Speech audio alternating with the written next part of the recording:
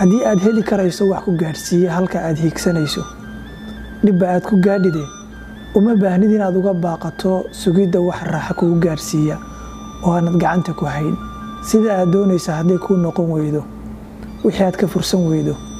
ayaa la yeelaa inaad wax filato ma xuma laakiin waxaa xun inaad waqtiga isaga lumiso sugidda waxaanad ogeyn goorta aad heli doonto haddii aad jeclaan lahayd gaadhi aad leedahay inaad shaqada ku aado laakiin waxa aad heli karaysaa unay tahay baska ku aadintaad gaadhi ka helayso haddii aad bas kaba weydo baaskiil ku aad haddii aad kaana weydo lugahaaga ku ciilbax marnaba waxa aadan hayn ama aadan ogeyn goorta aad helayso ha ku sugin fadhi ku sug wax wal iyo wixii kale aad heli karayso waayo qofku waxa uu haystaa waa waqti kooban